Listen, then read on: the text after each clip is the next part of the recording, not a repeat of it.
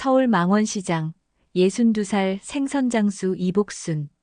30년 비린내 속에서 모은 재개발 보상금은 5억 원이었습니다. 어느 날 며느리는 달콤한 제안을 해옵니다. 어머니, 제가 도와드릴게요. 편하게 하시라고요. 그런데 통장에서 사라진 돈, 며느리 이름으로 바뀐 건물 명의, 그리고 우연히 녹음된 충격적인 대화로 복수는 큰 마음을 먹습니다. 엄마 돈은 내 돈이지. 명의만 내 걸로 바꿔서 사업 돌리면 돼. 평생 당하며 살아온 한 여인이지만 이번만큼은 당하지 않기로 결심합니다. 오늘 사연을 시작하기 전에 구독과 좋아요 버튼을 눌러주시면 당신의 하루에 작은 기쁨이 더해질 거예요. 구독과 좋아요는 무료입니다. 그럼 사연 시작하겠습니다. 서울 망원시장. 이른 아침부터 사람들의 목소리가 뒤섞입니다. 생선 비린내와 채소 풀내음, 그리고 기름에 지글거리는 호떡 냄새가 골목을 가득 채우고 있었습니다. 이곳에서 30년 넘게 생선 장사를 해온 이복수는 오늘도 어김없이 새벽 4시에 눈을 떴습니다. 62살 허리는 굽었지만 손은 여전히 빠릅니다. 칼질 한 번에 생선 내장이 깔끔하게 분리되고 비늘을 긁어내는 솜씨는 기계보다 정확했습니다. 복순 아지매, 오늘도 조기 한 손 더 얹어줘요. 단골 김씨 아주머니가 웃으며 말을 건넵니다. 복순은 환하게 웃으며 조기 2마리를 더 얹어줬습니다. 그러나 손목을 접을 때마다 뼈 깊숙한 곳에서 욱신거리는 통증이 올라옵니다.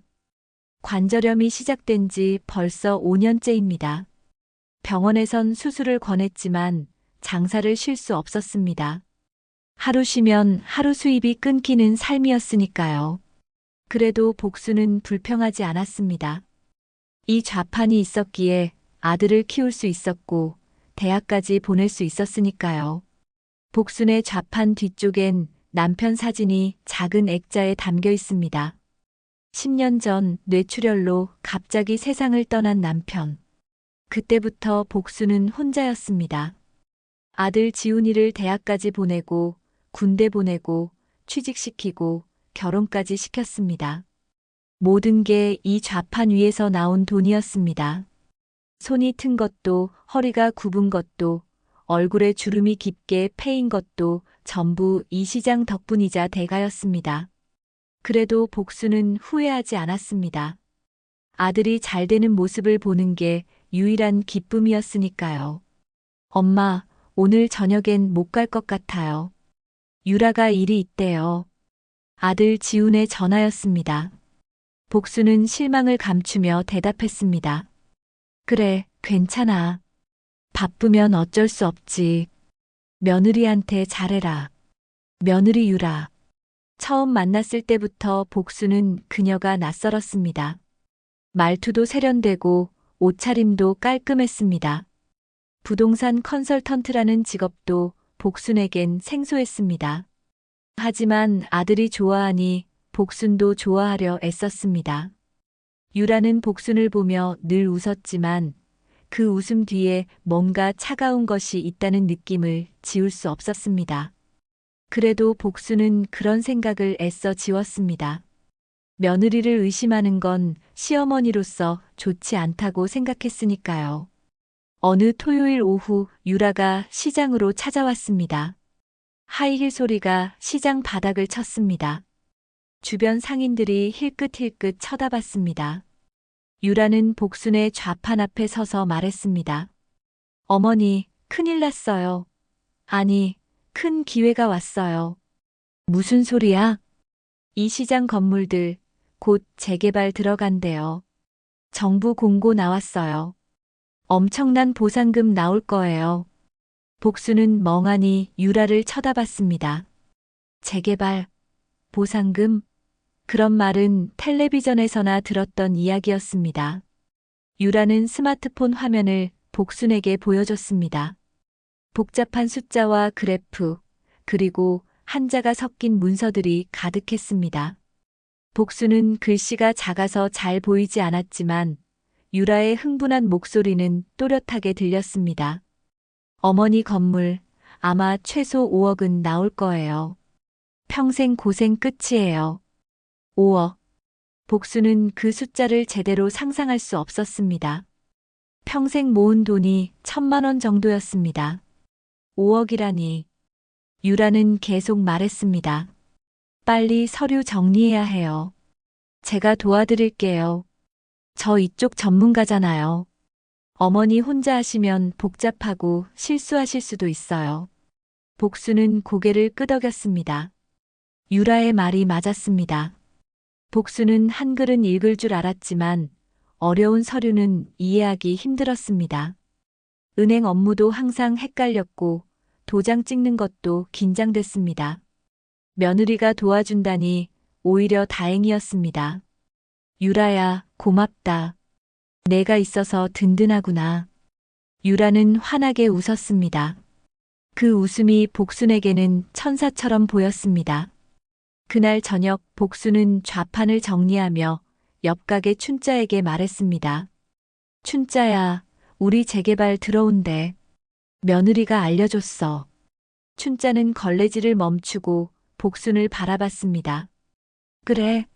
근데 복순아, 이런 거 조심해야 해. 요즘 재개발 사기 많다더라. 괜찮아. 우리 며느리가 전문가야. 부동산 쪽 일하는 사람이라고. 춘자는 입술을 꾹 다물었습니다. 더 이상 말하지 않았습니다. 복수는 춘자의 표정을 읽지 못했습니다. 그저 기분이 좋았습니다. 그날 밤 복수는 좁은 방에 누워 천장을 바라봤습니다. 달빛이 창문 사이로 스며들었습니다. 유난히 환한 달이었습니다. 복수는 생각했습니다. 평생 비린내 속에서 허리 굽혀 살았는데 이제야 복이 오는구나. 남편도 하늘에서 기뻐하겠지. 아들도 이제 편하게 살 수 있겠지. 손주들한테 용돈도 넉넉히 줄 수 있겠지. 복수는 그렇게 믿었습니다. 다음 날 아침 복수는 평소보다 일찍 일어났습니다. 가슴이 두근거렸습니다. 시장 골목을 걸으며 건물들을 새삼스럽게 쳐다봤습니다. 낡고 허름한 건물들이었지만 이제는 달리 보였습니다. 이 모든 게 돈이 된다니. 복수는 웃음이 났습니다. 좌판을 펴며 생선들을 가지런히 놓았습니다. 조기, 고등어, 갈치 모두 싱싱했습니다. 복수는 칼을 들고 생선을 손질하기 시작했습니다. 손목이 아팠지만 오늘은 참을 만했습니다. 마음이 가벼우니 몸도 가벼웠습니다. 복순 아줌매, 오늘 기분 좋아 보이네요? 단골 손님이 물었습니다. 복수는 웃으며 대답했습니다. 그럼요. 좋은 일 생길 것 같아서요. 손님은 고개를 끄덕이며 생선을 샀습니다. 복수는 조기를 한 마리 더 얹어줬습니다. 오늘따라 손님들이 모두 좋아 보였습니다. 저녁 무렵 아들 지훈이 전화했습니다. 엄마, 유라가 서류 정리 도와준다며? 잘 됐다. 엄마 혼자는 어려우니까. 유라 말 잘 들어요. 그래, 고마운 며느리야. 지훈아, 너도 유라한테 잘해줘라. 당연하죠. 엄마, 건강 챙기세요. 복수는 전화를 끊고 웃었습니다. 착한 아들이었습니다. 며느리도 좋은 사람이었습니다. 복수는 그렇게 믿었습니다. 그날 밤 복수는 오랜만에 편안히 잠들었습니다. 꿈속에서 남편이 나타나 말했습니다. 여보, 이제 고생 끝이야. 편히 쉬어. 복수는 꿈속에서도 웃었습니다. 남편의 손이 따뜻했습니다. 복수는 남편의 손을 꼭 잡았습니다. 그 순간 복수는 평생 처음으로 행복하다고 느꼈습니다. 일주일이 지났습니다. 망원시장 입구에 큰 현수막이 걸렸습니다. 망원 재개발 구역 지정 확정. 상인들은 웅성거렸습니다. 누군가는 기뻐했고 누군가는 불안해했습니다. 복수는 기쁜 쪽이었습니다. 며느리 유라가 말했듯이 이제 평생 고생이 끝나는 겁니다. 손목 아픈 것도 새벽에 일어나는 것도 이제 곧 끝날 겁니다. 복순아, 보상금 통장 만들었어? 옆 가게 춘자가 물었습니다. 아직. 유라가 다 알아서 해준대. 춘자는 미간을 찌푸렸습니다. 복순아, 그래도 본인 통장은 본인이 만들어야지. 며느리한테 맡기면 안 돼. 괜찮아. 유라가 전문가야. 나보다 훨씬 잘 알아. 춘자는 더 이상 말하지 않았습니다. 복수는 춘자의 걱정을 이해하지 못했습니다. 며느리를 믿는 게 뭐가 잘못됐단 말입니까? 그날 오후 복수는 구청에서 온 우편물을 받았습니다. 두꺼운 봉투였습니다. 복수는 봉투를 뜯었지만 한자와 어려운 용어들이 가득해서 이해할 수 없었습니다. 복수는 유라에게 전화했습니다. 유라야, 구청에서 뭔가 왔는데 도통 모르겠구나. 아, 어머니. 제가 지금 갈게요. 거기서 기다리세요. 1시간 후 유라가 도착했습니다. 깔끔한 정장 차림이었습니다. 유라는 서류를 훑어보더니 고개를 끄덕였습니다. 어머니, 이거 보상금 관련 서류예요. 빨리 처리해야 해요. 그래. 어떻게 하면 돼? 일단 통장부터 만들어야 해요. 보상금 받을 계좌요. 제가 은행 가서 같이 만들어 드릴게요. 다음 날 복순과 유라는 함께 은행에 갔습니다. 은행 안은 사람들로 붐볐습니다. 유라는 복순을 창구로 데려가 말했습니다. 어머니, 여기 앉아 계세요. 제가 다 처리해 드릴게요. 복순은 의자에 앉아 기다렸습니다. 유라는 은행원과 뭔가 이야기를 나눴습니다. 서류를 주고받고 도장을 찍고 사인을 하는 모습이 보였습니다. 복수는 잘 보이지 않았지만 유라가 알아서 하니 안심이었습니다. 30분쯤 지나자 유라가 돌아왔습니다. 어머니, 다 됐어요. 통장 만들어졌어요. 그래, 고생했구나. 괜찮아요. 어머니 편하시게 제가 관리해 드릴게요. 통장이랑 도장은 제가 보관할게요. 어머니 잃어버리시면 안 되니까요. 복수는 고개를 끄덕였습니다. 맞는 말이었습니다. 복수는 물건을 자주 잃어버렸습니다. 지난번엔 지갑을 시장에 두고 와서 한참 찾았습니다. 며느리가 보관하는 게 더 안전할 겁니다. 유라야, 정말 고맙다. 내가 없었으면 어쩔 뻔했니? 유라는 환하게 웃었습니다. 가족인데요, 뭐려. 복수는 유라의 손을 꼭 잡았습니다. 따뜻했습니다. 복수는 생각했습니다. 이렇게 좋은 며느리를 만나다니 정말 복을 받았구나. 한 달이 지났습니다. 재개발 보상금이 나온다는 소식이 들렸습니다. 시장 상인들은 들떠 있었습니다. 누구는 새 가게를 열 거라 했고, 누구는 시골에 집을 살 거라 했습니다. 복수는 아들 지훈에게 용돈을 주고 싶었습니다. 손주들한테도 선물을 사주고 싶었습니다. 어느 날 아침 복수는 은행에서 온 문자를 받았습니다. 보상금 입금 완료. 복수는 가슴이 두근거렸습니다. 드디어 입금이 됐습니다. 복수는 당장 은행으로 달려갔습니다. 창구 직원에게 통장을 확인하고 싶다고 말했습니다. 성함이랑 주민번호 말씀해 주세요. 복수는 불렀습니다. 직원은 컴퓨터를 두드리더니 고개를 갸우뚱했습니다. 손님, 여기 계좌가 2개네요. 어느 계좌 확인하시려고요? 예, 2개요. 저는 하나만 만들었는데요. 직원은 화면을 복순에게 보여줬습니다. 복순은 눈을 가늘게 뜨고 화면을 봤습니다. 하나는 복순 이름이었지만 다른 하나는 김유라 이름이었습니다. 이게 뭔가요? 이 계좌는 며느리 이름인데요. 직원은 조심스럽게 말했습니다. 보상금 계좌 명의가 며느리분 성함으로 되어 있네요. 복수는 귀가 멍해졌습니다.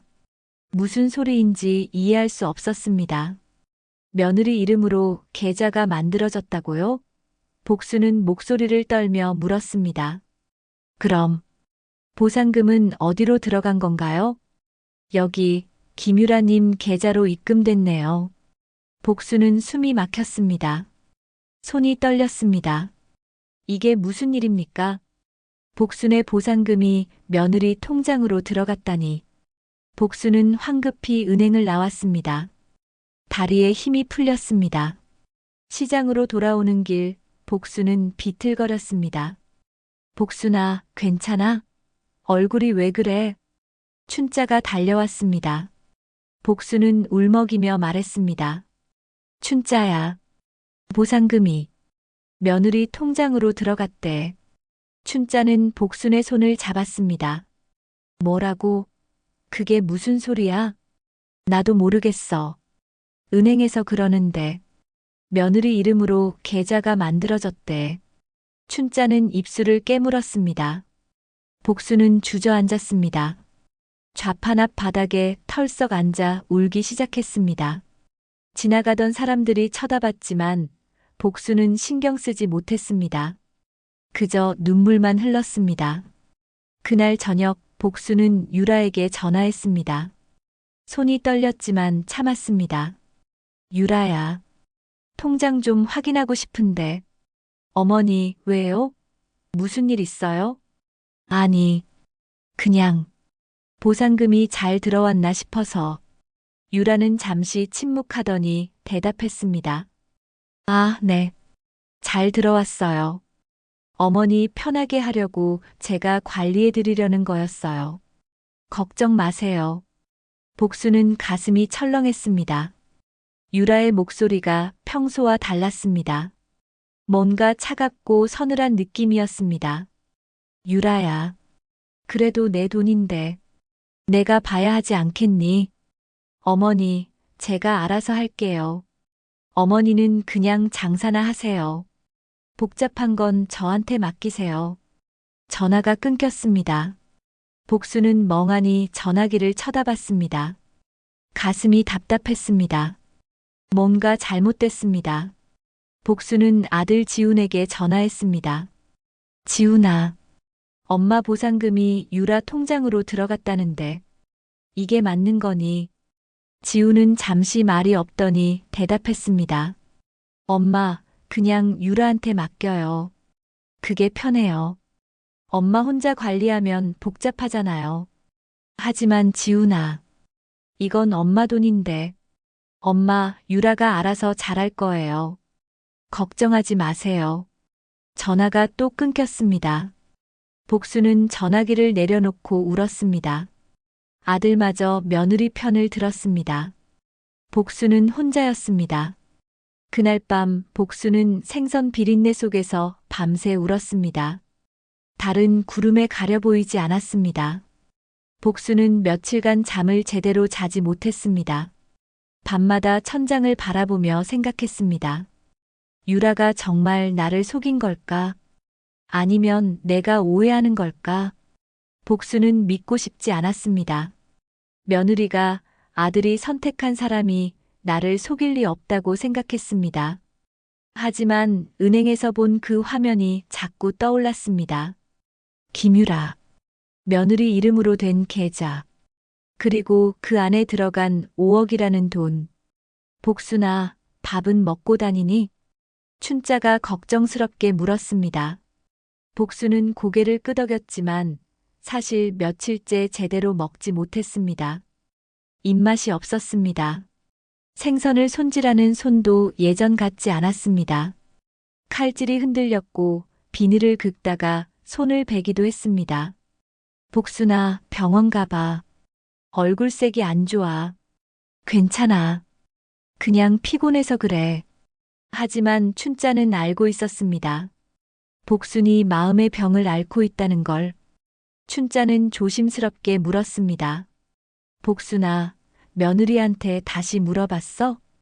복수는 고개를 저었습니다. 물어봐도 똑같은 대답만 하더라. 자기가 관리해준다고. 그럼 아들한테는? 지훈이도. 유라 편만 들어. 춘자는 한숨을 쉬었습니다. 그리고 무언가 결심한 듯 말했습니다. 복순아, 이거 봐. 춘자는 주머니에서 접힌 종이를 꺼냈습니다. 복수는 종이를 펼쳤습니다. 등기부 등본이었습니다. 복수는 한자를 잘 읽지 못했지만 한 부분이 눈에 들어왔습니다. 소유자 김유라. 이게 뭐야? 복순아, 내 건물 명의야. 며느리 이름으로 바뀌어 있어. 복수는 숨이 막혔습니다. 종이를 쥔 손이 떨렸습니다. 건물 명의까지 며느리 이름으로 바뀌었다니. 이건 분명 잘못된 겁니다. 복수는 목소리를 떨며 물었습니다. 춘자야, 이게 정말이야? 응, 내가 구청에서 확인했어. 복수나, 이건 사기야. 빨리 조치를 취해야 해. 복수는 주저앉았습니다. 좌판 뒤 의자에 털썩 앉아 종이를 쥐고 울었습니다. 춘자는 복순의 등을 쓰다듬었습니다. 지나가던 상인들이 수군거렸습니다. 복순이 왜 저래? 며느리한테 당했대. 그러게 내가 조심하라고 했잖아. 소문은 빠르게 퍼졌습니다. 시장 사람들은 복순을 동정했지만 누구도 뚜렷한 해결책을 제시하지 못했습니다. 복순은 그저 혼자 앉아서 울기만 했습니다. 그날 오후 복순은 시장 구석에 있는 작은 카페로 갔습니다. 단골 김씨 아주머니가 운영하는 곳이었습니다. 복순은 따뜻한 커피를 마시며 생각에 잠겼습니다. 어떻게 해야 할까? 경찰에 신고해야 할까? 하지만 며느리를 경찰에 신고한다는 게 쉽지 않았습니다. 아들은 어떻게 될까? 손주들은 어떻게 될까? 복순 씨, 괜찮으세요? 김씨 아주머니가 물었습니다. 복순은 고개를 끄덕였지만 눈가는 젖어 있었습니다. 아주머니, 나 어떻게 해야 할까요? 일단 증거를 모아야죠. 그리고 법적으로 대응해야 해요. 법적으로요? 네. 혼자 해결하려고 하지 말고 전문가한테 도움을 받으세요. 복수는 고개를 끄덕였습니다. 맞는 말이었습니다. 하지만 어디서부터 시작해야 할지 막막했습니다. 그때 복수는 문득 생각났습니다. 옛날 아들이 선물해준 녹음기. 오래된 기계였지만 아직 작동했습니다. 복수는 그걸로 뭔가 할 수 있을 것 같았습니다. 그래. 이번엔 내가 당하지 않는다. 복수는 집으로 돌아가 서랍을 뒤졌습니다. 오래된 녹음기가 나왔습니다. 먼지가 쌓여 있었지만 건전지를 넣으니 작동했습니다. 복수는 녹음 버튼을 눌러봤습니다. 빨간 불이 들어왔습니다. 복수는 중얼거렸습니다. 이걸로 진실을 밝혀야지. 다음 날 복수는 아들 집으로 갔습니다. 생선 한 박스를 들고 갔습니다. 초인종을 누르자 유라가 문을 열었습니다. 어머니, 왜 오셨어요? 조기 좀 가져왔어. 지훈이가 좋아하잖아. 유라는 마지못해 문을 열어줬습니다. 복수는 안으로 들어가 생선 박스를 부엌에 놓았습니다. 유라는 거실에서 전화 통화를 하고 있었습니다. 복수는 조심스럽게 현관 신발장 아래에 녹음기를 놓았습니다. 작은 기계라 눈에 잘 띄지 않았습니다. 어머니, 이제 가보세요. 저 바쁘거든요. 그래, 알았어. 지훈이한테 잘 전해줘. 복수는 집을 나왔습니다. 가슴이 두근거렸습니다. 이게 옳은 일인지 확신할 수 없었지만 달리 방법이 없었습니다. 복수는 시장으로 돌아와 좌판을 폈습니다. 하지만 마음은 계속 아들 집에 가 있었습니다. 녹음기가 잘 작동하고 있을까? 유라가 발견하지는 않았을까? 그날 밤 복수는 잠을 이루지 못했습니다. 새벽 4시 복수는 일어나 아들 집으로 갔습니다. 조심스럽게 현관 앞에 섰습니다. 안에서는 아무 소리도 들리지 않았습니다. 복수는 초인종을 누르지 않고 예비 열쇠로 문을 열었습니다. 지훈이가 예전에 준 열쇠였습니다. 복수는 조심스럽게 안으로 들어갔습니다. 신발장 아래에서 녹음기를 꺼냈습니다. 빨간 불이 여전히 켜져 있었습니다. 복수는 녹음기를 주머니에 넣고 조용히 집을 나왔습니다. 집으로 돌아온 복수는 떨리는 손으로 재생 버튼을 눌렀습니다. 처음엔 잡음만 들렸습니다. 그러다 유라의 목소리가 들렸습니다. 그 늙은 여자, 눈치도 없어. 맨날 생선 들고 오고. 복수는 숨을 참았습니다. 이어서 지훈의 목소리가 들렸습니다. 엄마 돈은 어차피 내 돈이지. 명의만 내 걸로 바꿔서 사업 돌리면 되잖아. 복수는 가슴이 무너져 내렸습니다. 아들의 목소리였습니다. 며느리만이 아니었습니다. 아들도 알고 있었습니다. 아니, 아들이 공모한 것이었습니다. 장모님도 오케이 하셨어. 법적으론 문제없대. 유라의 목소리가 이어졌습니다. 복수는 녹음기를 멈췄습니다. 더 이상 들을 수 없었습니다. 복수는 바닥에 주저앉아 울었습니다. 아들마저. 내가 평생 키운 아들마저 나를 배신했습니다. 복수는 밤새 울었습니다. 새벽이 되어서야 눈물이 멈췄습니다. 복수는 거울을 봤습니다. 늙고 초라한 얼굴이 보였습니다. 하지만 눈빛만은 달라져 있었습니다. 슬픔 속에서 분노가 피어올랐습니다. 복수는 중얼거렸습니다. 내 돈으로 산 건물인데 나를 등신 취급했네. 이 복순 평생 비린내 맡으며 살아왔어. 이번엔 내가 비린내를 맡게 해주지. 복수는 녹음기를 품에 꼭 안았습니다. 이게 유일한 증거였습니다. 며느리와 아들의 목소리가 선명하게 담긴 이 작은 기계가 복순에게는 희망이었습니다. 하지만 동시에 두려웠습니다. 이걸 공개하면 가족이 완전히 깨질 겁니다. 손주들은 어떻게 될까? 아들은 나를 용서할 수 있을까? 복수는 밤새 고민했습니다. 다음 날 아침 복수는 시장으로 나갔습니다. 좌판을 펴고 생선을 놓으면서도 머릿속은 복잡했습니다. 그때 춘자가 다가왔습니다. 복수나 어제 아들 집 다녀왔다며? 어땠어? 복수는 주위를 둘러보고 작은 목소리로 말했습니다. 춘자야. 녹음했어. 유라랑 지훈이 대화를. 뭐라고 했는데? 복수는 눈물을 참으며 대답했습니다. 지훈이도 알고 있었어. 아니, 공모한 거야. 엄마 돈은 어차피 내 돈이라고. 명의만 유라 걸로 바꿔서 사업 돌리면 된다고. 춘자는 복순의 손을 꼭 잡았습니다. 말없이 함께 있어줬습니다. 복순은 울지 않으려고 애썼지만 눈물이 흘렀습니다. 손님들이 지나가며 쳐다봤지만 복순은 신경 쓰지 못했습니다. 복순아, 이제 어떻게 할 거야? 모르겠어. 그냥 포기하고 싶어. 안 돼. 복순아, 이건 내 평생 돈이야.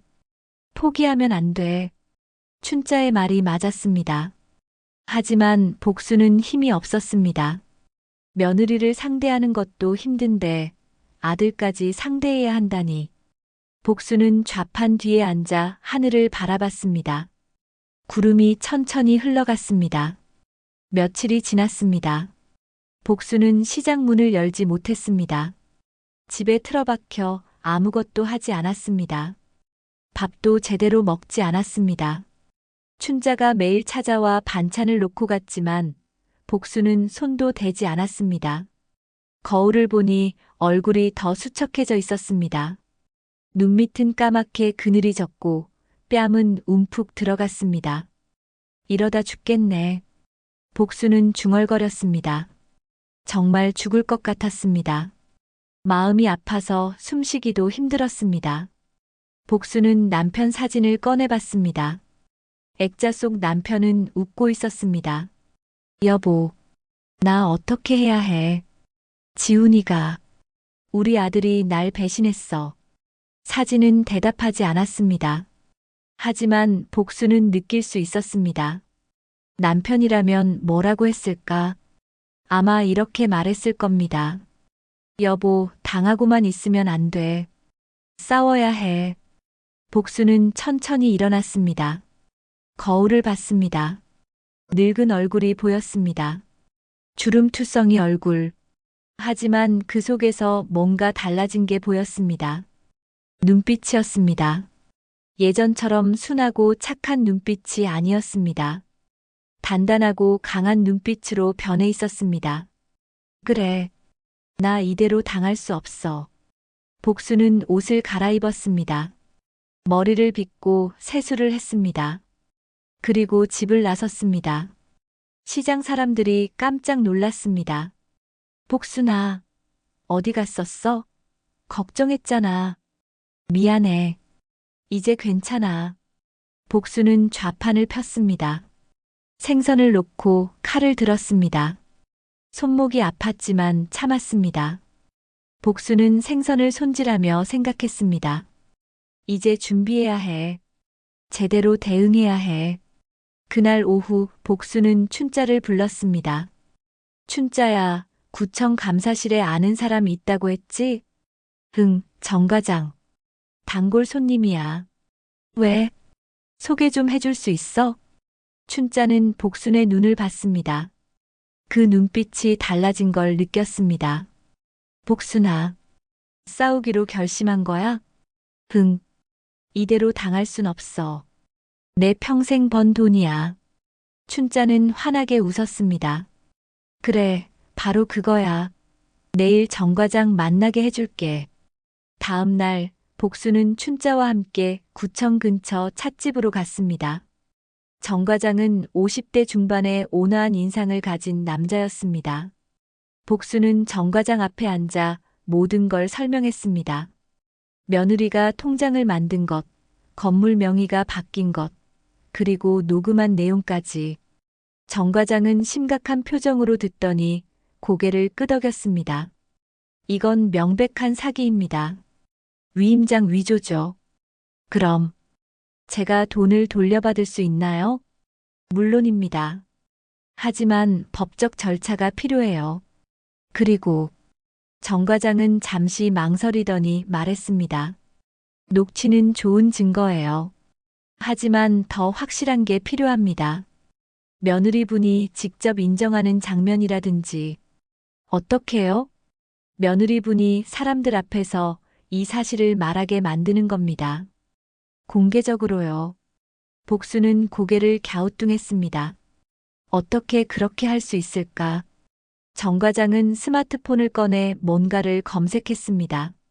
며느리분이 부동산 컨설턴트라고 하셨죠? 혹시 투자 설명회 같은 거 하나요? 네. 그런 것 같아요. 그럼 거기 가세요. 그리고 녹취를 틀어보세요. 사람들 앞에서요. 복수는 숨을 들이켰습니다. 사람들 앞에서 며느리를 폭로한다니. 상상만 해도 떨렸습니다. 하지만 달리 방법이 없었습니다. 알겠습니다. 해보겠습니다. 정 과장은 복순의 손을 잡았습니다. 용기 내세요. 제가 도와드릴게요.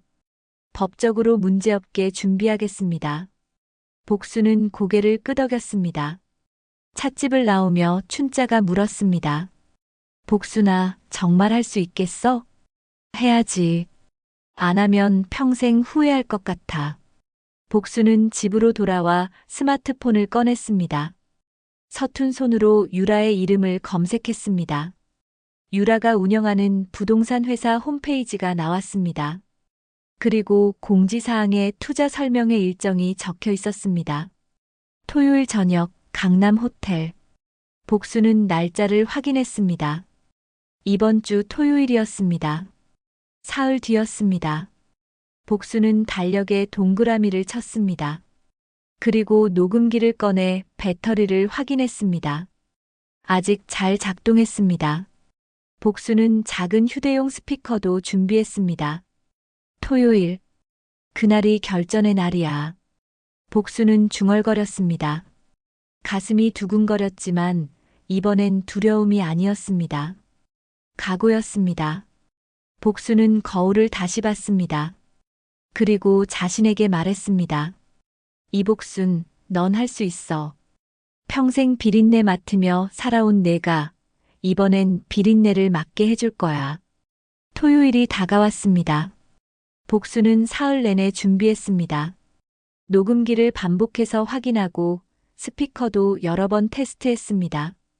춘자는 매일 찾아와 복순을 격려했습니다. 정 과장도 전화로 조언을 해줬습니다. 복순은 혼자가 아니었습니다. 그 사실이 복순에게 용기를 주었습니다. 밤마다 복순은 연습했습니다. 무슨 말을 할지, 어떻게 행동할지, 거울 앞에서 수십 번 되뇌었습니다. 토요일 오후 복수는 목욕을 하고 옷을 갈아입었습니다. 평소 입던 앞치마가 아니라 남편 제사 때 입던 검정 치마 저고리였습니다. 머리도 단정하게 빗었습니다.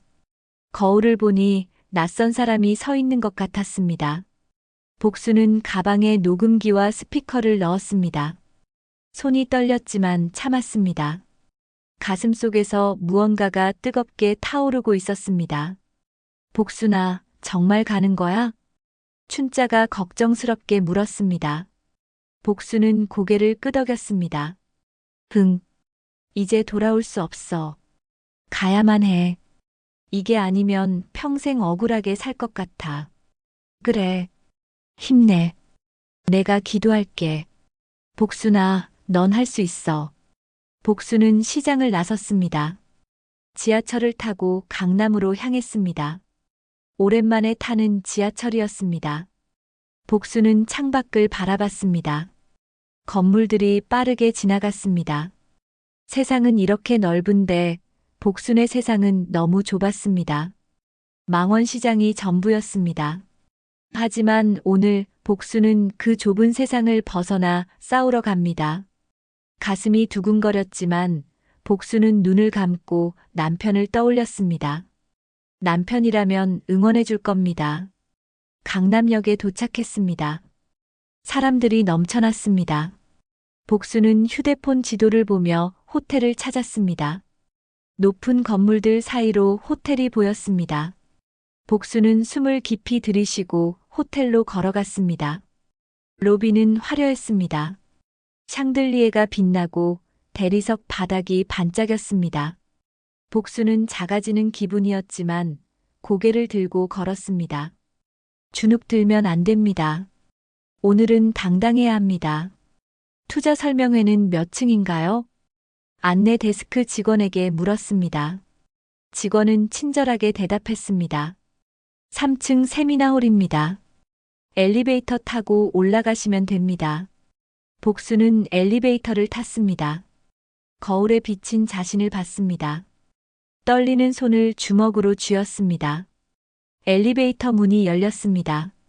복수는 세미나홀로 향했습니다. 입구에는 안내판이 서 있었습니다. 재개발 투자 설명회. 복수는 문을 열고 들어갔습니다. 심장이 빠르게 뛰었습니다. 홀 안은 이미 사람들로 가득했습니다. 50명 정도 되어 보였습니다. 모두 말끔한 옷차림이었습니다. 복수는 뒤쪽 의자에 조용히 앉았습니다. 무대 위에는 커다란 화면이 있었고 조명이 밝았습니다. 그리고 그곳에 며느리 유라가 서 있었습니다. 복수는 숨을 참았습니다. 유라는 흰색 정장을 입고 있었습니다. 머리는 단정하게 올렸고 화장도 완벽했습니다. 손에는 마이크를 들고 있었습니다. 유라는 자신감 넘치는 목소리로 말했습니다. 여러분, 안녕하세요. 오늘 투자 설명회에 참석해 주셔서 감사합니다. 저희가 제안하는 재개발 투자는 확실한 수익을 보장합니다. 이미 검증된 프로젝트입니다. 사람들은 집중해서 들었습니다. 화면에는 그래프와 숫자들이 떴습니다. 유라는 능숙하게 설명했습니다. 복수는 유라를 바라봤습니다. 저렇게 당당할 수가 있나. 남의 돈을 훔쳐놓고 망원 재개발 지구는 이미 보상금이 지급되었고 저희는 그 자금으로 새로운 프로젝트를 진행합니다. 투자자분들은 최소 30% 이상의 수익을 보실 겁니다. 이건 기회입니다. 복순은 주먹을 쥐었습니다. 망원 재개발. 복순의 보상금 이야기였습니다. 유라는 복순의 돈으로 사업을 벌이고 있었습니다. 복순은 가슴이 터질 것 같았습니다. 분노가 치밀어 올랐습니다. 특히 저희는 특별한 케이스를 확보했습니다. 시장 상인분의 보상금을 활용하여 최적의 투자 포트폴리오를 구성했습니다. 유라가 말을 이어갔습니다. 복순은 더 이상 참을 수 없었습니다.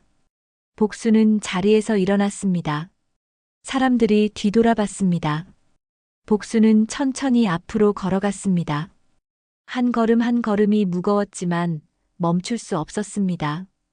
유라는 복순을 보고 얼굴이 굳었습니다. 어머니, 왜 여기? 유라의 목소리가 떨렸습니다. 복순은 무대 앞까지 걸어갔습니다. 그리고 가방에서 스피커를 꺼냈습니다. 사람들은 숨을 죽이고 지켜봤습니다. 유라야, 설명회 재밌더라. 근데 이건 들려줘야겠지? 복순은 녹음기를 스피커에 연결했습니다. 그리고 재생 버튼을 눌렀습니다. 홀 안에 유라의 목소리가 울려 퍼졌습니다. 그 늙은 여자, 눈치도 없어. 사람들은 웅성거렸습니다. 유라는 창백해졌습니다. 이어서 지훈의 목소리가 들렸습니다. 엄마 돈은 내 돈이지. 명의만 내 걸로 바꿔서 사업 돌리면 돼. 홀 안은 얼어붙었습니다. 사람들의 눈빛이 달라졌습니다. 유라는 식은땀을 흘리며 중얼거렸습니다. 어머니, 그건 오해예요. 녹취 조작이에요. 믿지 마세요. 복수는 가방에서 등기부 등본을 꺼냈습니다. 그리고 유라에게 던졌습니다. 종이가 유라의 발 앞에 떨어졌습니다. 그럼 이건 뭐냐? 내 이름이 사라진 등본이야. 내 이름으로 바뀐 내 건물이야. 내 평생 번 돈으로 산 건물이야. 사람들은 일어나기 시작했습니다. 몇몇은 화난 목소리로 말했습니다. 이게 무슨 일입니까? 사기 아닙니까? 투자금 돌려주세요. 유라는 마이크를 떨어뜨렸습니다. 손이 떨렸습니다. 복수는 유라를 똑바로 바라봤습니다. 유라야, 나는 내가 착한 며느리인 줄 알았어. 지훈이가 좋은 사람 만났다고 생각했어. 근데 너는 나를 이용한 거야. 내 평생 번 돈을 훔쳐간 거야. 유라는 대답하지 못했습니다. 입술만 바르르 떨렸습니다. 복수는 계속 말했습니다. 30년 넘게 생선 냄새 맡으며 모은 돈이야. 손목 아파도 허리 아파도 참고 번 돈이야. 그걸 내가 빼앗아 간 거야. 사람들은 박수를 치기 시작했습니다. 누군가는 탄식했습니다. 복순의 눈에서 눈물이 흘렀습니다. 유라는 무대에서 내려와 도망치려 했습니다. 하지만 입구에는 이미 정 과장이 서 있었습니다. 그리고 그 옆에는 경찰이 있었습니다. 김유라 씨 사기 및 위임장 위조 혐의로 조사받으셔야 합니다. 경찰이 말했습니다. 유라는 주저앉았습니다. 얼굴이 새하얗게 질렸습니다. 복수는 유라를 내려다봤습니다. 연민도 없었고 미움도 없었습니다. 그저 허무했습니다. 복수는 홀을 나왔습니다. 밖에는 춘자가 기다리고 있었습니다. 복순아, 어떻게 됐어? 끝났어. 이제 다 끝났어. 복수는 춘자의 손을 잡았습니다. 두 사람은 호텔을 나왔습니다. 저녁 하늘이 붉게 물들어 있었습니다. 복수는 하늘을 올려다봤습니다. 가슴이 후련했습니다. 복순과 춘자는 호텔을 나와 근처 공원 벤치에 앉았습니다. 두 사람은 한동안 말없이 앉아 있었습니다. 저녁 바람이 시원했습니다. 복수는 가슴속 무게가 조금씩 가벼워지는 걸 느꼈습니다. 그러나 동시에 무언가가 텅 비어버린 것 같았습니다. 가족이 무너졌습니다. 아들과의 관계도 며느리와의 관계도 모두 끝났습니다. 복수는 손을 내려다봤습니다. 주름진 손이었습니다. 평생 일만 한 손이었습니다. 복수나 후회되니? 춘자가 조심스럽게 물었습니다. 복수는 고개를 저었습니다. 아니, 후회 안 해. 이게 맞는 일이었어. 그냥 슬프네. 가족이 이렇게 되다니. 춘자는 복순의 어깨를 토닥였습니다. 두 사람은 해가 질 때까지 벤치에 앉아 있었습니다. 복수는 생각했습니다. 이제 어떻게 살아야 할까? 돈은 돌려받을 수 있을 겁니다. 하지만 아들은 어떻게 될까? 손주들은 할머니를 어떻게 생각할까? 복수는 답을 찾을 수 없었습니다. 며칠 후 정 과장에게서 연락이 왔습니다. 유라는 경찰 조사를 받고 있으며 며느리의 장모도 함께 조사받고 있다고 했습니다. 위임장 위조와 사기 미수 혐의가 확실하다고 했습니다. 보상금은 법원 판결 후 복순에게 돌아올 거라고 했습니다. 건물 명의도 다시 복순 이름으로 돌아온다고 했습니다. 복순은 고개를 끄덕였지만 기쁘지 않았습니다. 돈보다 더 큰 것을 잃어버린 것 같았습니다. 가족이라는 이름으로 묶여있던 인연이 끊어진 겁니다. 복수는 다시 시장으로 돌아왔습니다. 좌판을 폈습니다. 생선들이 놓였습니다. 단골 손님들이 찾아왔습니다. 사람들은 복순을 보며 격려했습니다. 복순 아줌매, 소식 들었어요. 잘하셨어요. 정말 용감하세요. 고생 많으셨죠. 이제 편히 사세요. 복 받으실 거예요. 사람들의 위로가 이어졌습니다. 복수는 웃으며 고개를 끄덕였습니다. 하지만 웃음 뒤에는 깊은 슬픔이 있었습니다. 복수는 생선을 손질하며 눈물을 참았습니다. 손목은 여전히 아팠고 허리도 여전히 굽었습니다. 아무것도 변하지 않았습니다. 여전히 비린내 나는 시장 바닥이었습니다. 어느 날 저녁 복순의 전화가 울렸습니다. 아들 지훈이었습니다. 복순은 한참을 망설이다 전화를 받았습니다. 손이 떨렸습니다. 엄마. 지훈의 목소리가 들렸습니다. 떨리는 목소리였습니다. 복순은 아무 말도 하지 않았습니다.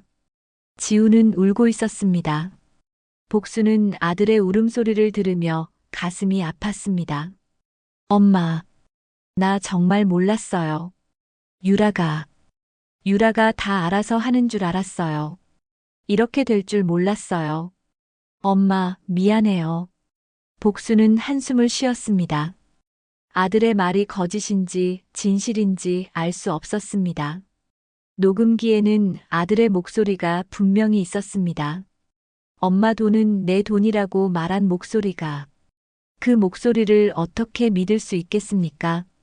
지훈아, 넌 알고 있었어. 녹음기에 내 목소리가 있었잖아. 엄마 돈은 내 돈이라고 했잖아. 엄마,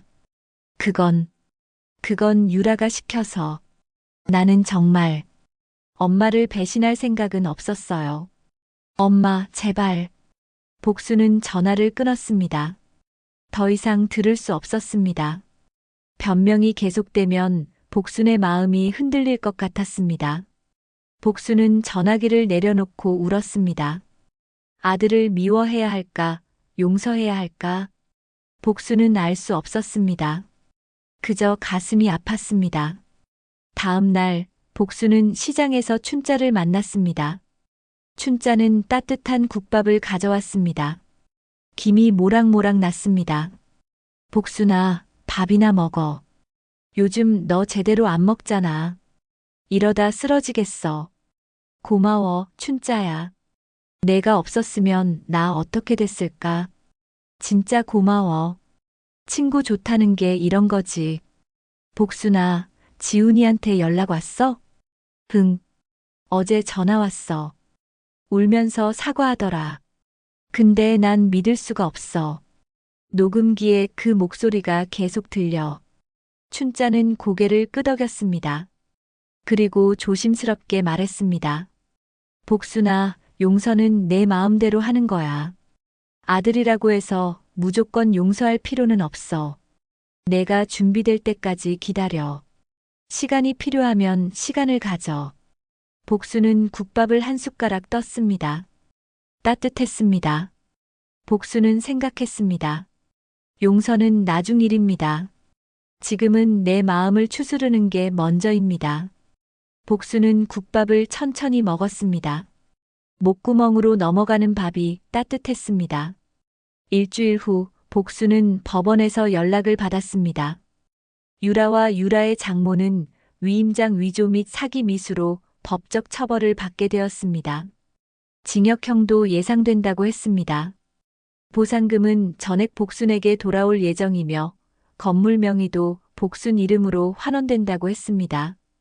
복순은 안도했습니다. 최소한 돈은 돌려받을 수 있게 됐습니다. 평생 번 돈을 잃지 않게 된 겁니다. 그날 저녁 복수는 남편 사진 앞에 앉았습니다. 액자 속 남편은 여전히 웃고 있었습니다. 복수는 사진을 쓰다듬었습니다. 여보, 나 해냈어. 당하지 않았어. 싸워서 이겼어. 당신이 봤으면 좋았을 텐데. 복수는 눈물을 흘렸습니다. 하지만 이번엔 슬픔의 눈물이 아니었습니다. 후련함의 눈물이었습니다. 복수는 사진을 쓰다듬었습니다. 여보, 지훈이는 우리 아들은 어떻게 해야 할까? 용서해야 할까? 당신이라면 어떻게 했을까? 사진은 대답하지 않았습니다. 하지만 복수는 알았습니다. 남편이라면 이렇게 말했을 겁니다. 천천히 생각하라고. 서두르지 말라고. 내 마음이 편할 때까지 기다리라고. 며칠 후 복수는 다시 지훈에게서 전화를 받았습니다. 이번에는 받지 않았습니다. 그 다음 날도 전화가 왔습니다. 복수는 받지 않았습니다. 아직 준비가 되지 않았습니다. 복수는 생각했습니다. 언젠가는 받을 겁니다. 하지만 지금은 아닙니다. 지금은 내 마음을 먼저 돌봐야 합니다. 복수는 시장으로 나갔습니다. 좌판을 폈습니다. 생선들을 놓았습니다. 칼을 들고 손질을 시작했습니다. 손목은 여전히 아팠지만 복수는 참았습니다. 생선 비린내가 코를 찔렀지만 복수는 익숙했습니다. 이게 복순의 삶이었습니다. 이게 복순의 세상이었습니다. 여기가 복순의 자리였습니다. 복순 아지매, 오늘 조기 싱싱하네요. 단골 손님이 소리쳤습니다. 복수는 웃으며 대답했습니다. 그럼요. 오늘 아침에 막 들어온 거예요. 신선해요. 복수는 조기를 포장해주며 한 마리를 더 얹어줬습니다. 손님은 고마워하며 갔습니다. 복수는 다시 생선을 손질했습니다. 칼질이 리듬을 탔습니다. 복수는 생각했습니다. 나는 여전히 여기 있습니다. 당하지 않았습니다. 무너지지 않았습니다. 이 복수는 살아있습니다. 저녁이 되었습니다. 복수는 좌판을 정리했습니다. 생선 박스를 치우고 칼을 씻고 바닥을 닦았습니다. 시장은 조용해졌습니다. 복수는 하늘을 올려다봤습니다. 별이 보였습니다. 복수는 중얼거렸습니다. 여보, 나 아직 살아있어. 아직 포기 안 했어. 여전히 싸우고 있어. 복수는 집으로 돌아갔습니다. 내일도 새벽 4시에 일어나야 합니다. 시장으로 나가야 합니다. 생선을 팔아야 합니다. 그게 복순의 삶이니까요. 복수는 잠자리에 들었습니다. 눈을 감았습니다. 그리고 생각했습니다. 내일은 조금 더 나아질 겁니다. 조금씩 나아질 겁니다. 한 달이 흘렀습니다. 복수는 여전히 시장에서 생선을 팔았습니다. 손님들은 변함없이 찾아왔고 복수는 웃으며 생선을 포장해줬습니다. 하지만 밤이 되면 복수는 여전히 외로웠습니다. 아들의 전화는 계속 왔지만 복수는 받지 않았습니다. 아직 마음의 준비가 되지 않았습니다. 손주들 생각이 날 때도 있었습니다. 하지만 복수는 참았습니다. 서두르면 안 됩니다. 어느 날 오후 법원에서 최종 판결 통지가 왔습니다. 유라와 장모는 위임장 위조 및 사기 미수로 징역형을 선고받았습니다. 유라는 2년, 장모는 1년 6개월이었습니다. 보상금 5억 원은 전액 복순에게 돌아왔습니다. 은행 통장에 숫자가 찍혔습니다. 복수는 통장을 들고 멍하니 바라봤습니다. 5억. 평생 본 적 없는 금액이었습니다. 하지만 기쁘지 않았습니다. 이 돈을 위해 가족을 잃었습니다. 복순아, 축하해. 드디어 돈 찾았네. 이제 편하게 살 수 있겠다. 춘자가 말했습니다. 복수는 고개를 끄덕였습니다. 근데 춘자야, 이게 뭔지 모르겠어. 돈은 돌아왔는데 마음은 왜 이렇게 허전한지. 뭔가 잃어버린 것 같아. 당연하지. 복순아, 넌 돈만 잃은 게 아니라 가족도 잃었잖아. 시간이 필요해. 천천히 회복될 거야. 복수는 통장을 가방에 넣었습니다. 그리고 좌판으로 돌아갔습니다. 생선을 손질하는 게 차라리 마음이 편했습니다. 손을 움직이면 생각이 멈췄습니다. 칼질이 복순을 진정시켰습니다. 그날 저녁 복순은 집으로 돌아가는 길에 공중전화 부스 앞에서 멈췄습니다. 아들 지훈이 서 있었습니다. 복순은 깜짝 놀랐습니다. 지훈은 야윈 얼굴로 복순을 바라봤습니다. 눈은 충혈되어 있었고 수염도 깎지 않은 채였습니다. 옷도 구겨져 있었습니다. 엄마. 지훈이 떨리는 목소리로 말했습니다. 복순은 그냥 지나치려 했습니다. 하지만 지훈이 복순의 앞을 막았습니다. 무릎을 꿇었습니다. 엄마, 제발. 한 번만 들어줘요. 나 정말 잘못했어요. 엄마 없이는 못 살아요. 비켜라. 나 피곤해. 복순은 냉정하게 말했습니다. 하지만 가슴은 아팠습니다. 지우는 복순의 치마를 잡았습니다. 엄마, 나 정말 몰랐어요. 유라가 그렇게까지 할 줄 몰랐어요. 나도 속은 거예요. 유라가 다 알아서 한다고 해서. 복순은 지훈을 똑바로 바라봤습니다. 눈빛이 차가웠습니다. 지훈아, 녹음기에 내 목소리가 있었어. 엄마 돈은 내 돈이라고 했잖아. 명의만 바꿔서 사업 돌리면 된다고 했잖아. 그게 속은 거니? 그게 몰랐다는 거니? 지훈은 고개를 떨궜습니다. 말문이 막혔습니다. 변명할 수 없었습니다. 복수는 지훈을 지나쳐 걸어갔습니다. 지훈이 뒤에서 소리쳤습니다. 엄마, 나 정말 잘못했어요. 용서해 주세요. 제발. 복수는 뒤돌아보지 않았습니다. 그냥 걸었습니다. 눈물이 흘렀지만 닦지 않았습니다. 복수는 생각했습니다. 아들을 용서하고 싶습니다. 하지만 아직은 아닙니다. 상처가 너무 깊습니다. 너무 아픕니다. 며칠 후 복수는 정 과장을 만났습니다. 정 과장은 따뜻한 차를 건네며 복순에게 조언했습니다. 복순 씨, 이제 돈도 찾으셨으니 편하게 사세요. 장사 그만하고 쉬셔도 되잖아요. 몸도 안 좋으신데. 복수는 고개를 저었습니다. 아니에요. 장사는 계속할 거예요. 이게 내 삶이에요. 손을 놀리지 않으면 생각이 너무 많아져요. 차라리 일하는 게 나아요. 그래도 건강 챙기세요. 손목도 아프시잖아요. 병원은 가보셨어요? 괜찮아요. 이 정도는 참을 만해요. 평생 아프면서 살았는데 뭐. 복수는 시장으로 돌아왔습니다. 좌판을 폈습니다. 단골 손님들이 찾아왔습니다. 복수는 웃으며 생선을 팔았습니다. 그러다 문득 복수는 결심했습니다. 아들을 만나야겠다고. 피할 수만은 없습니다. 언젠가는 마주해야 합니다. 그게 부모니까요. 복수는 저녁에 지훈에게 전화했습니다. 지훈은 놀란 목소리로 대답했습니다. 엄마, 엄마 맞아요? 정말 엄마. 지훈아, 내일 시장으로 와라. 할 말이 있다. 네. 엄마, 꼭 갈게요. 몇 시에 갈까요? 오후 3시. 손님 적을 때 와. 네, 알겠습니다. 엄마, 감사합니다. 다음 날, 지우는 시장으로 왔습니다. 복순의 좌판 앞에 섰습니다. 손에는 꽃다발을 들고 있었습니다. 백합이었습니다.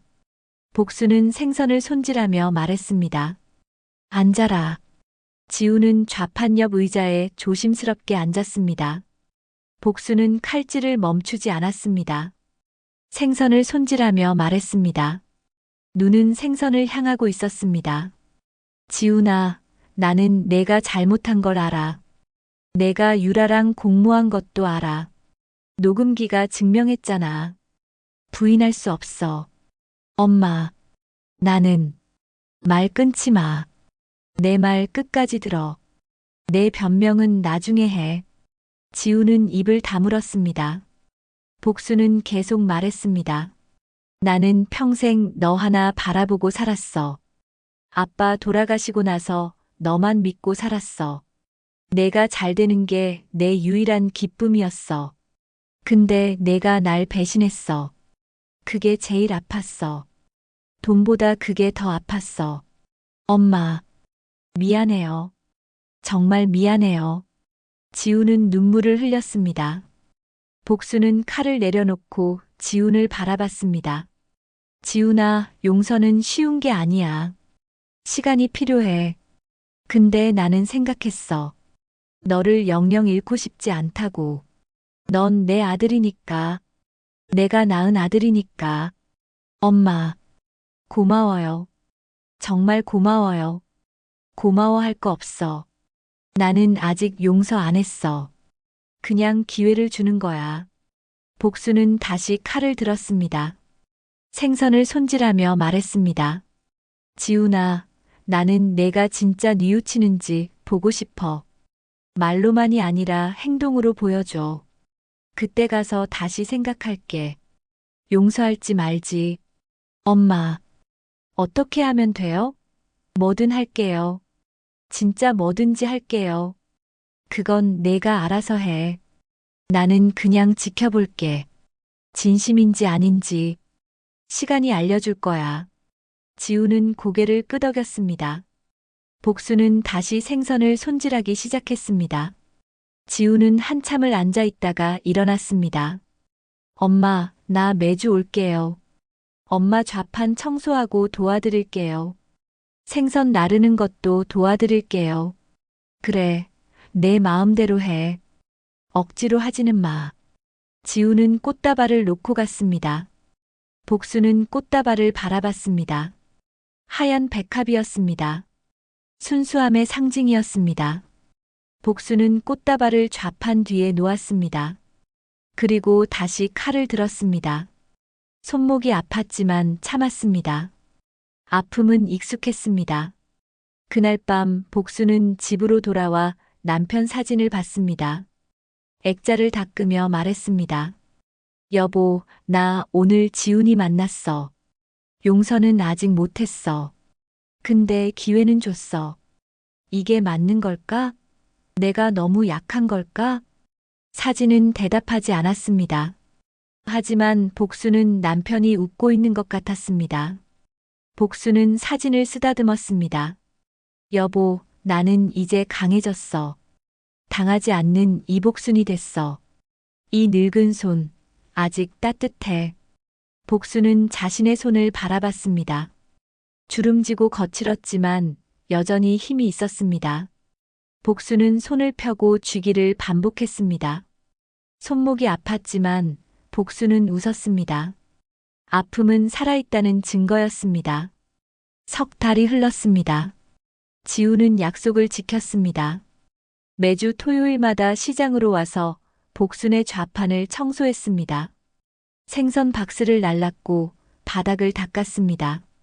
말없이 일했습니다. 복순은 지켜봤습니다. 아들의 진심을 확인하고 싶었습니다. 지우는 불평하지 않았습니다. 비가 와도 바람이 불어도 시장에 나왔습니다.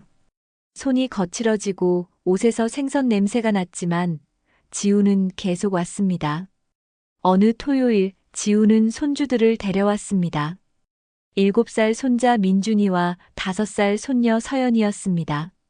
아이들은 복순을 보자 주저했습니다. 낯설었던 겁니다. 복순은 가슴이 아팠습니다. 손주들과 떨어진 시간이 너무 길었습니다. 몇 개월이 이렇게 길게 느껴질 줄 몰랐습니다. 할머니, 안녕하세요. 민준이가 조심스럽게 인사했습니다.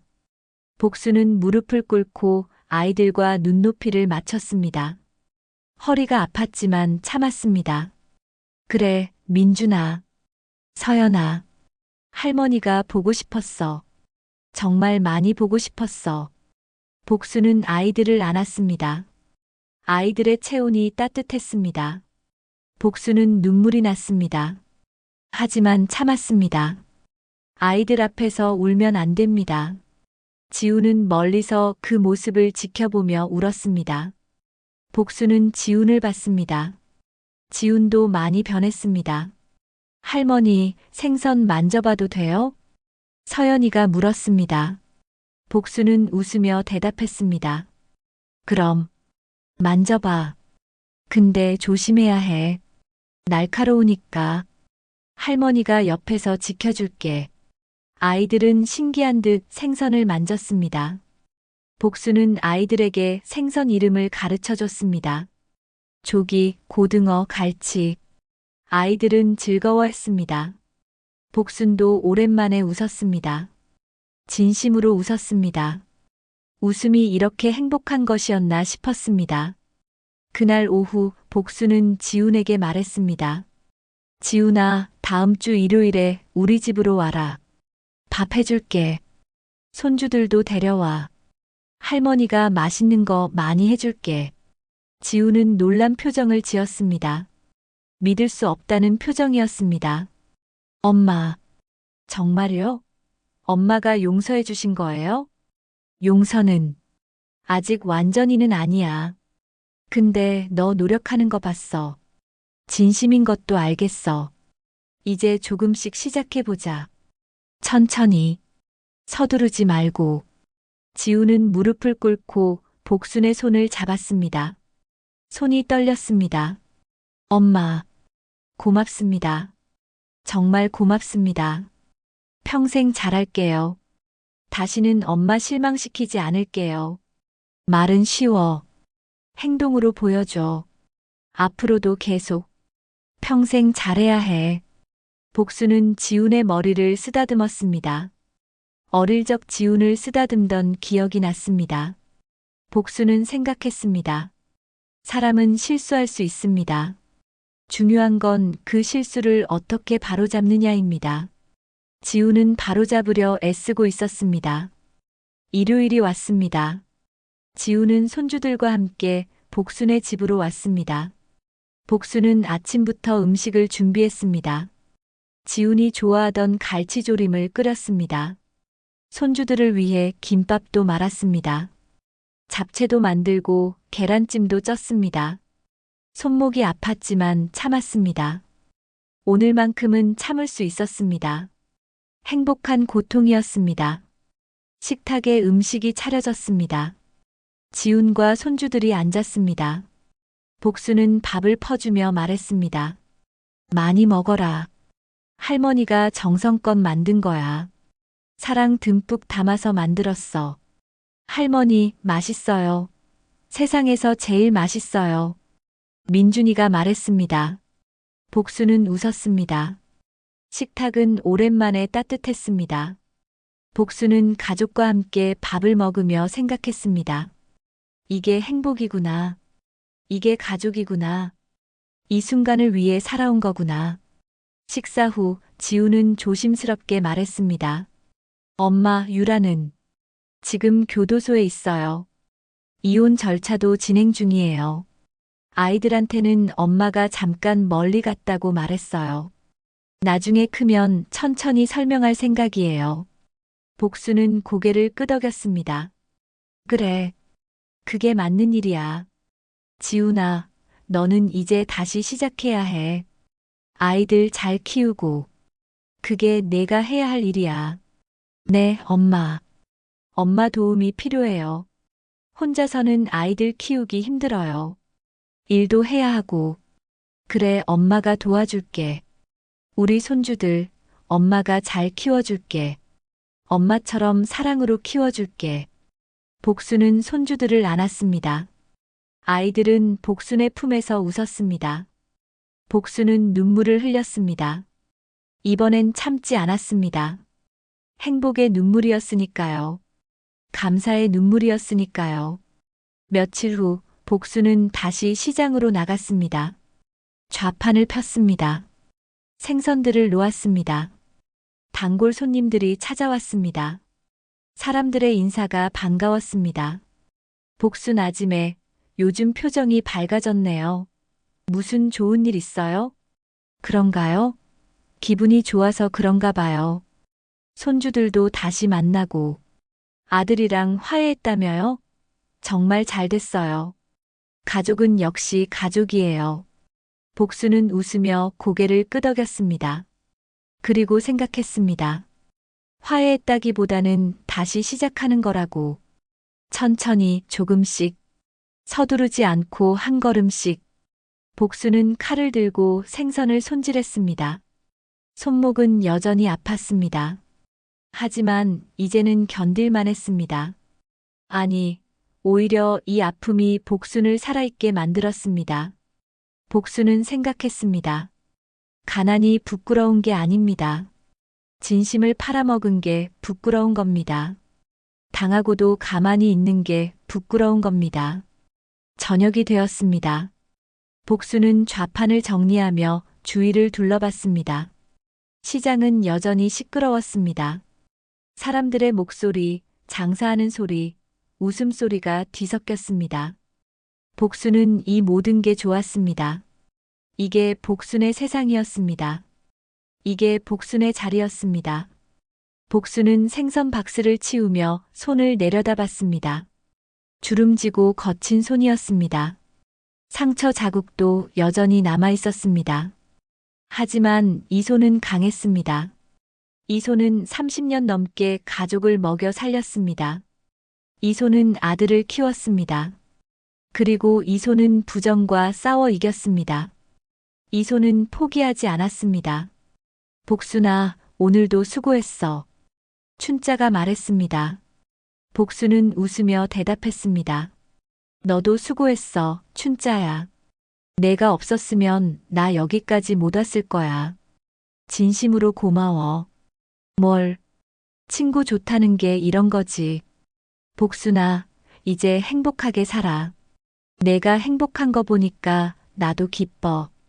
응, 그럴게. 춘자야, 정말 고마워. 평생 고마울 거야. 두 사람은 함께 시장을 나섰습니다. 저녁 하늘에는 노을이 붉게 물들어 있었습니다. 복수는 하늘을 올려다봤습니다. 아름다웠습니다. 복수는 중얼거렸습니다. 여보, 나 이제 괜찮아. 다시 일어섰어. 손주들도 다시 만났어. 지훈이도 달라지고 있어. 우리 잘 살 거야. 복수는 시장 천막 사이로 스며드는 햇살을 봤습니다. 따뜻했습니다. 복수는 자신의 손을 펴봤습니다. 손바닥에 햇살이 닿았습니다. 따뜻했습니다. 복수는 마음속으로 말했습니다. 가난이 부끄러운 게 아니야. 진심을 팔아먹은 게 부끄러운 거지. 이 늙은 손, 아직 따뜻하다. 복수는 웃었습니다. 진심으로 웃었습니다. 그리고 걸었습니다.